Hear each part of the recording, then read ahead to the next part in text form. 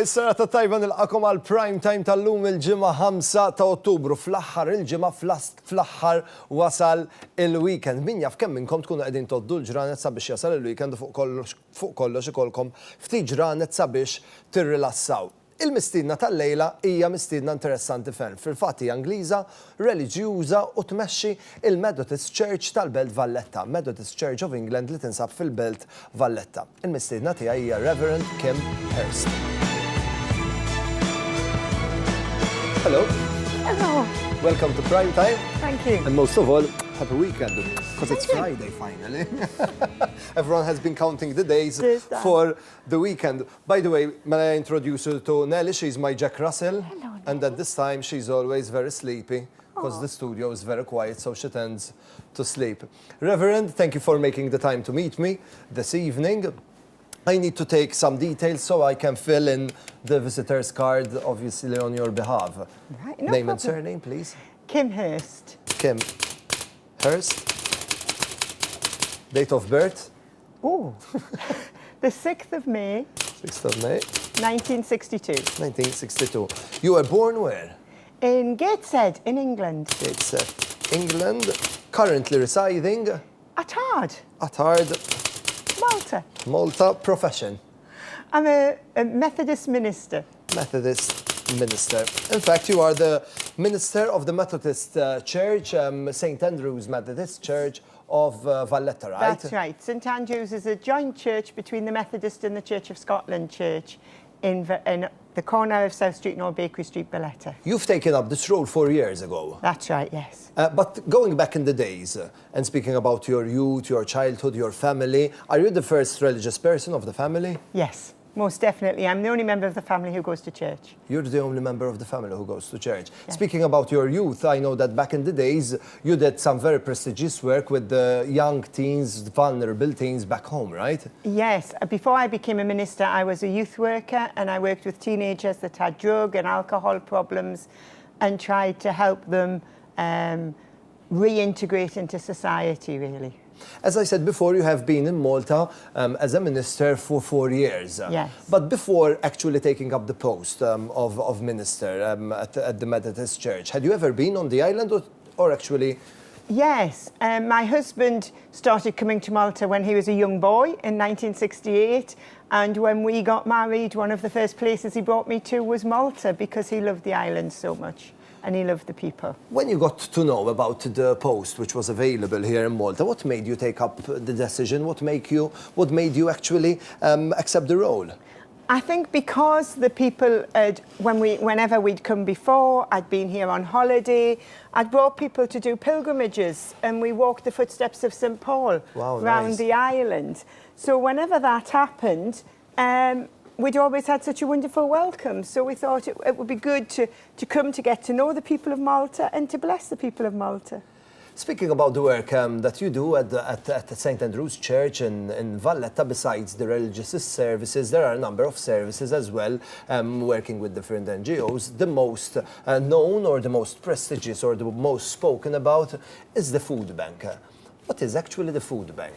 Right. The food bank has been running now for 3 years, and it provides emergency crisis care to families that are in need. So if there's a situation where for a short term an individual, a couple or a family don't have enough food to eat, we provide food for them during that period. But how does it happen that a family for a short period of time ends up in a situation that they don't have food to eat? There are many families in Malta that are only one check away from a food bank. They don't have a lot of savings. There are situations where if someone loses their job or someone is ill or the rent goes up, which is happening a lot at the moment, then people really can't manage, so they come to us just for a while. We also have situations where if somebody's bereaved and the bank accounts are frozen, they may have money but not access to it. So during those times, we provide the food to hold the family together and keep it coherent during those difficult times. Just now you have mentioned that you started the food bank 3 years ago. Yes. How many families used to have the service, be beneficial from the food bank? When we first started, we were getting no more than 10 families a week referred to us from a Porch, Caritas, other agencies that work alongside the poor. And then each year the numbers almost doubled. And at the moment we're feeding between 80 and 100 families a week. Wow, that's a big amount of people. It's about 500 people, including children. Wow, a week. And where does the food come from? We pray it in. The food comes from people who make donations. We have people who donate to us regularly. We have some charitable organisations that give us food or money. Schools collect for us.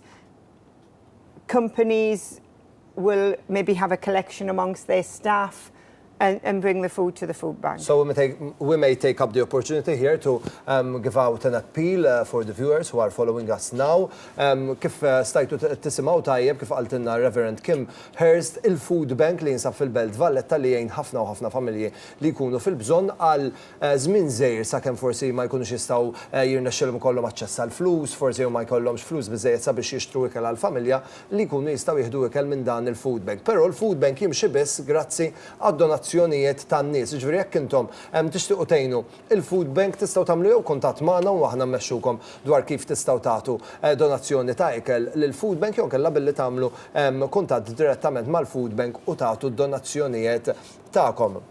We have mentioned the food bank, which is one service, yes.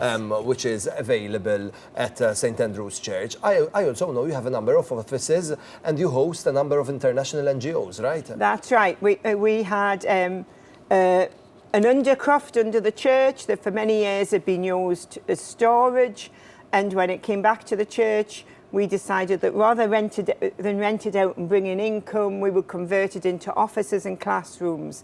So several NGOs have their offices there, but then we also run English language classes for migrants to help them integrate into life in Malta, and we do 4 classes a week based there. We also have the offices of our microfinance company that the church This is runs. a very interesting initiative, right? The terminology is the microfinancing. It's Malta Microfinance. And the idea of microfinance is that it gives small, unsecured loans to people that would not normally be able to access a banking system. And actually they would have to repay this loan according to a plan. There's a yogurt, a nice selection of organic yogurt for you to choose from while we continue with our conversation. Speaking about... ginger, wonderful. I love Speaking ginger. About the microfinancing, basically it's a financing service of a small amount of money, yes. For people who would need to continue their studies or need We give loans to people so they can go on to MCAST or they can do part-time courses. We give loans to people so if they're in inadequate housing, so they can improve their housing situations. We give small business. Thank you. We give small business loans to people who might not be able to, if they have a small amount of money and they need just a little bit extra to help them start their own business and have a business initiative. We've spoken about the number of services which all were created, or mostly were created in the last 4 years when you took up the role. Malta Microfinance has been going, the English language classes have been going for 10 years. 10 years, wow. Malta Microfinance has been going for 5. It had been going for about a year before I came, but the food bank was something that I initiated once I got to Malta. I am sure that these past 4 years were quite busy. No? Very busy, yes. I also know that you're coming towards the end of your term here on our island. That's right. Next summer I move on. Will you miss Malta? Yes. There's lots of things I will miss. Like which? I'll miss the people. I'll miss getting to know the island. What I won't miss the mosquitoes. I won't miss the humidity, and probably not the driving. Because we're quite mad, yes, when it comes to driving. But I think, you know what? It's the Mediterranean blood, because even when you go to Sicily, you'll find more or less the same kind of driving. But when I drive back at home, my husband says to me, "You're not in Malta," as I would lean out the window and shout. Yeah, you got our temperament now.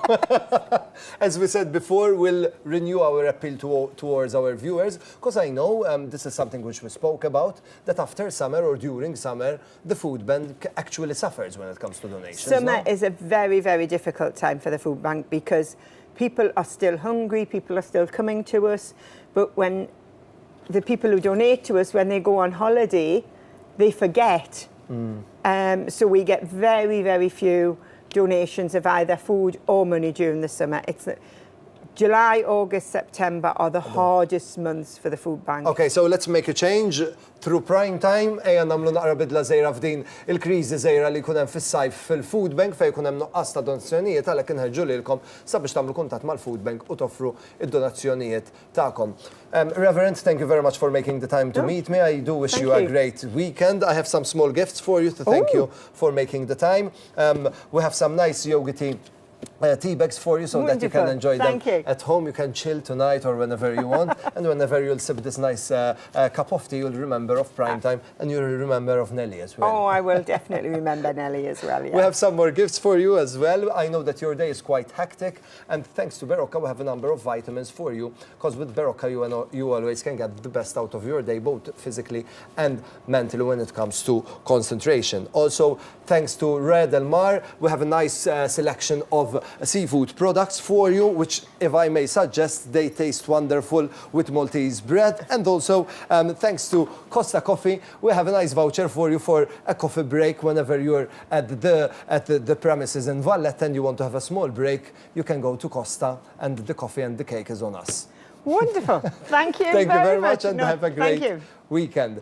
Lilkom it-telespettaturi kif nagħmel ta' kuljum inħeġġeġkom sabiex tagħmlu kuntatt magħna permezz tal-paġna ta' Facebook, tieħdu sehem fid-diversi kompetizzjonijiet. Illum qegħdin inħeġġukom sabiex tkunu jew kemm xejn kreattivi jew nkella tixxerjaw video li tistgħu taraw fuq il-paġna ta' Facebook tagħna bħalissa jekk titlu ser issibu boomerang video li għamilt jiena flimkien ma' Berocca. Sabiex intom terbħu vitamini Berocca kull ma tridu tagħmlu huwa li tixxerjaw dan il-video jew inkella li tagħmlu boomerang video intom ukoll grazzi għal Berocca fejn tinkludu lil Berocca u li tagħmlu huwa li tibatulna dan il-boomerang video messaġġ. Jekk tagħmlu hekk tidħlu fiċ-ċans li terbħu vitamini Berocca għalhekk minn hawnhekk jiena inħeġġeġkom sabiex tieħdu sehem.